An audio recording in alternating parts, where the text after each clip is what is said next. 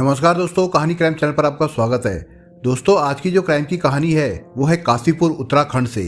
तो चलिए दोस्तों, इस कहानी को हम लोग शुरू करते हैं।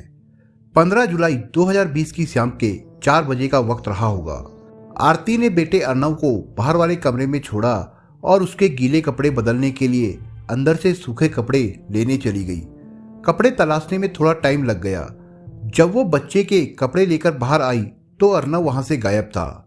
उसने ये सोचकर कि कोई अर्नव को खिलाने के लिए साथ ना ले गया हो, पड़ोसियों से पूछा, लेकिन बच्चे का कहीं पता नहीं लग सका। योगेश के बेटे अर्नव के अचानक गायब हो जाने की खबर से गांव में तहलका मच गया कि इतना छोटा बच्चा कहां चला गया। इस तरह बच्चे का गायब हो जाना चिंता की बात थी। किसी अनहोनी की आशंका के चलते तय हुआ कि पुलिस में रिपोर्ट लिखा दी जाए। घर वाले थाने जाने के लिए तैयार हो ही रहे थे कि किसी ने बताया कि पास के नाले में प्लास्टिक का एक कट्टा पड़ा हुआ है। चिंतित परिवार वाले नाले के पास पहुंचे और कट्टे को बाहर निकाला। उसे देखते ही सभी सदमे में आ गए, क्योंकि कट्टे में मासूम अर्नव ही था। अर्नव को कट्टे से बाहर निकालकर घर वाले उसे एक प्राइवेट अस्पताल में ले गए। पता चला काफी समय पहले उसकी मौत हो चुकी थी।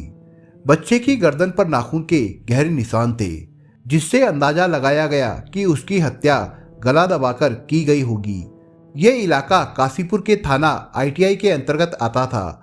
योगेश अपने परिवार के साथ थाने के पास रेलवे लाइन के किनारे बसी दोहरी परसा कॉलोनी में रहता था। देर रात इस मामले की सूचना पुलिस को दी गई। बच्चे का अपहरण करके उसकी हत्या की सूचना पाते ही थाना प्रभारी कुलदीप सिंह एसआई मनोज देव के साथ घटनास्थल पर पहुंचे।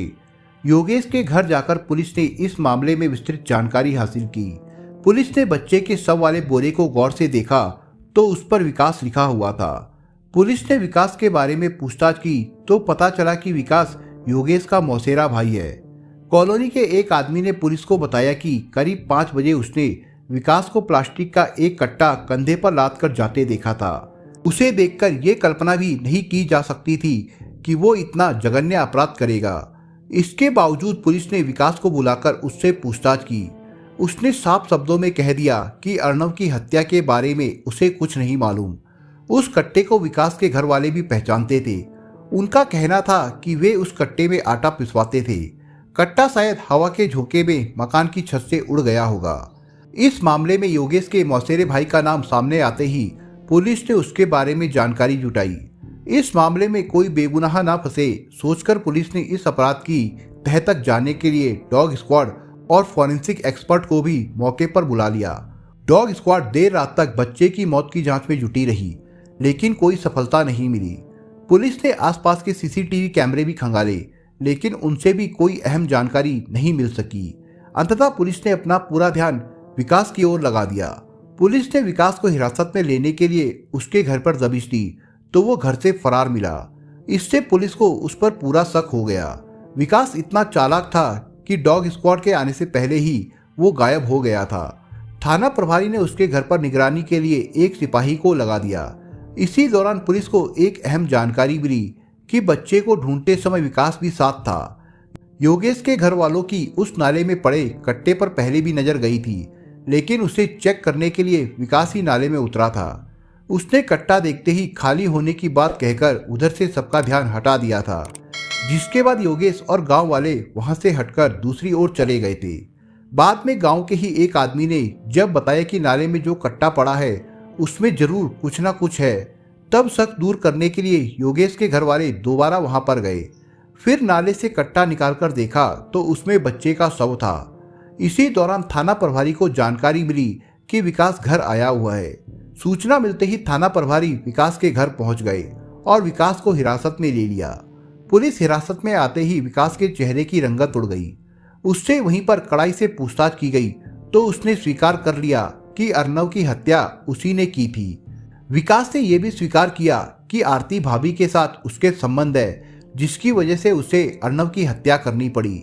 विकास की बात सुनकर पुलिस भी हैरत में पड़ गई। विकास के प्रेम संबंध भाभी से होने वाली बात लोगों के गले नहीं उतर रही थी। सच्चाई जानने के लिए पुलिस ने आरती से पूछताछ की तो वो मुख बनी रही। बाद में घर वालों ने उससे हकीकत जाननी चाहिए तो उसने बताया कि विकास उसके पीछे पड़ा हुआ था। उसने उसे कई बार समझाने की कोशिश की, लेकिन वो अपनी हरकतों से बाज नहीं आता था। विकास ने अर्नव को क्यों मारा उसे कोई जानकारी नहीं थी।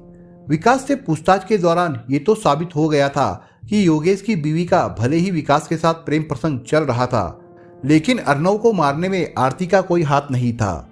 देवर भाभी के प्यार के इस खेल में देवर ने एक मासूम को मौत की नींद सुला दिया था। आखिर उस बच्चे से उसकी क्या दुश्मनी थी, जिसे रास्ते से हटाने के लिए उसे इतना बड़ा अपराध करना पड़ा। देवर भाभी की प्रेम दास्तान भी कुछ विचित्र थी। ठाकुर द्वारा के खबरिया गांव निवासी निहाल सिंह का परिवार सन 1995 में रोजगार की तलाश में काशीपुर आया था। काशीपुर में निहाल सिंह को रामनगर रोड स्थित एक फैक्ट्री में नौकरी मिल गई थी। रामनगर रोड स्थित हिम्मतपुर में निहाल सिंह ने किराए का मकान ले लिया और वहीं रहने लगा। उसी दौरान निहाल सिंह को आईजीएल फैक्ट्री में काम मिल गया, तो वो वहां से नौकरी छोड़कर अपने परिवार के साथ आईजीएल फैक्ट्री के पास किराए के मकान में रहने लगा। बाद में निहाल सिंह ने वहीं पर दोहरी परसा कॉलोनी में अपना मकान बना लिया था। निहाल सिंह के दो बेटे थे, बड़ा लोकेश और उससे छोटा योगेश। उसके दोनों बेटों ने उसी के साथ फैक्ट्री में काम करना शुरू कर दिया था। दोनों बेटे कमाने लगे तो उसने दोनों की शादी कर दी थी। सन 2017 में निहाल सिंह के छोटे बेटे योगेश की शादी टंडोला मंजरा की आरती के साथ हुई थी। आरती सुंदर थी, जबकि उसके मुकाबले योगेश का रंग कुछ दबा हुआ सा था। योगेश नौकरी करता था। उसने आरती के खर्चों में किसी भी तरह की परेशानी नहीं आने दी थी। 1.5 साल पहले आरती अर्नव की मां बनी। घर में बच्चे के आते ही उसके परिवार की खुशियां दोगुनी हो गई थी। योगेश के घर के पास ही उसके मौसा का घर था। उसके मौसा अनूप सिंह भी काफी समय पहले ठाकुर द्वारा के निकटवर्ती गांव जेतपुर से आकर यहां बस गए थे। गांव की कुछ जमीन बेचकर अनूप सिंह ने भी उसी कॉलोनी में अपना मकान बना लिया था। अनूप सिंह भी उसी फैक्ट्री में काम करता था जिसमें योगेश काम करता था। उसके परिवार में पत्नी तारावती और 2 बच्चे थे। विकास उसका इकलौता बेटा था। विकास का पढ़ाई में मन नहीं लगता था, जिससे वो हाई स्कूल में फेल हो गया था। बाद में उसने ओपन से हाई स्कूल की तैयारी करनी शुरू कर दी। उसका रेगुलर स्कूल जाना बंद हुआ तो वो इधर उधर आवारागर्दी करने लगा। घर पर रहते घर वाले उसे पढ़ाई करने को कहते तो विकास निगाह बचाकर योगेश के घर चला जाता था। योगेश की ड्यूटी का टाइम फिक्स नहीं था। कभी उसकी ड्यूटी दिन में लग जाती तो कभी रात में। विकास को इससे कुछ ज्यादा फर्क नहीं पड़ता था। क्योंकि योगेश उसकी मौसी का लड़का था, इसलिए वो योगेश के सामने भी उसके घर पर पड़ा रहता था। दिन में योगेश के ड्यूटी जाने के बाद घर पर केवल उसकी पत्नी आरती ही रह जाती थी, जो विकास का टाइम पास करने के लिए बढ़िया जरिया बन गई थी। आरती विकास से कुछ ज्यादा ही घुल मिल गई थी। विकास उससे जो भी पूछता वो हंसकर जवाब दे देती। कुछ ही दिनों में उसकी हंसती छवि विकास के दिल पर गहरा घाव कर गई। विकास भले ही उससे छोटा था, लेकिन इंटरनेट से उसने वो सब पहले ही जान लिया था जो उसे जवानी में जानना चाहिए था। उसी एकांत का लाभ उठाकर वो अपनी भाभी को भी इंटरनेट पर परोसी जा रही अश्लीलता के दर्शन करा देता था, जिससे दोनों एक दूसरे से इतने खुल गए थे कि विकास आरती के साथ कोई भी शरारत करता तो वो उसे हंसकर टाल देती, लेकिन शरारत के बाद वो उसे अजीब सी नजरों से देखती। आरती की इन्हीं अदाओं पर वो मर मिटा था। वो भाभी के इस तरह से देखने का मतलब भी समझने लगा था। इंसान की जुबान भी अजीब ही चीज है। कड़वे शब्द भी उसी से निकलते हैं और मीठे भी। अंतर दोनों में केवल इतना होता है कि कड़वे शब्द किसी के दिल में तीर की तरह चुभते हैं, तो मीठे शब्द किसी के दिल को खुश कर देते हैं। यही आरती के साथ भी हुआ। योगेश अपने काम में व्यस्त रहता था, फिर भी उसकी बीवी उससे कभी खुश नहीं रहती थी, जबकि आवारा की तरह घर पर पड़ा विकास उसके दिल को भाने लगा था। आरती की आंखों में अपने प्रति चाहत देखकर विकास अकेलेपन का लाभ उठाने की सोचने लगा। इस मामले में आरती भी पीछे नहीं थी। दोनों एक दूसरे से खूब प्यार भरी बातें करते, लेकिन एक दिन ऐसा भी आया कि दोनों ने रिश्ते की मर्यादाओं को लांघकर अवैध संबंध बना लिए। अब योगेश की अनुपस्थिति में दोनों आए दिन अपनी शारीरिक भूख मिटाने लगे थे। विकास का हर वक्त योगेश के घर पर पड़े रहना योगेश को बुरा जरूर लगने लगा था, लेकिन बच्चा समझकर उसने उस पर शक नहीं किया था। योगेश का भ्रम तब टूटा जब एक दिन सच्चाई उसके सामने आई। दोनों के संबंधों का कच्चा चिट्ठा दोनों के घर वालों के सामने आ गया। योगेश अपनी बीवी को प्यार करने के साथ उसकी हर ख्वाहिश पूरी करता था, लेकिन उसकी बीवी और उसके भाई ने उसके साथ जितना बड़ा विश्वासघात किया था, उसने योगेश को बुरी तरह तोड़ दिया। उसने आरती को खूब खरी खोटी सुनाई और उसकी पिटाई भी की। उसके बाद दोनों के परिवार वालों के बीच मनमुटाव हो गया। विकास ने उस दिन के बाद आरती के पास आना जाना भी बंद कर दिया। उसके परिवार वालों ने भी उसे काफी मारा पीटा और फिर कभी भी ऐसी हरकत ना करने की नसीहत दी। कुछ ही दिनों में योगेश का परिवार आरती और विकास की हरकतों को भूल बैठा था। आरती और विकास के दिलों में जो प्यार का अधपका ज्वालामुखी फट चुका था, उसे रोकना संभव नहीं था। आरती फिर से मौका पाते ही विकास से मोबाइल पर बात करने लगी। वो एकांत का लाभ उठाने के लिए विकास को बुला लेती और उसके साथ अपनी हसरतों का खेल खेलकर उसे घर से निकाल देती। कई बार अर्नव उनके संबंधों में अड़चने पैदा करने लगा था। बच्चा तो आखिर बच्चा ही होता है, ना उसके खाने पीने का कोई निश्चित समय होता है और ना ही सोने जागने का। विकास को अर्नव का डिस्टर्ब करना जरा भी पसंद नहीं था। विकास ने कई बार आरती से घर से भाग चलने को कहा, लेकिन आरती जानती थी कि ना तो उसके पास नौकरी है और ना ही पैसा। ऐसे में उसके साथ भागकर क्या खाएगी और क्या बेटे को खिलाएगी। ये बात उसने विकास को भी समझाई, लेकिन विकास नादान था। उसे केवल आरती के शरीर से खेलने की सनक थी, जिसके लिए उसके मन में आरती और अपने बीच से अर्नव को हटाने का जुनून सवार हो गया। जब विकास का धैर्य टूट गया तो उसने उसके लिए बच्चे को ही रास्ते से हटाने का फैसला कर लिया।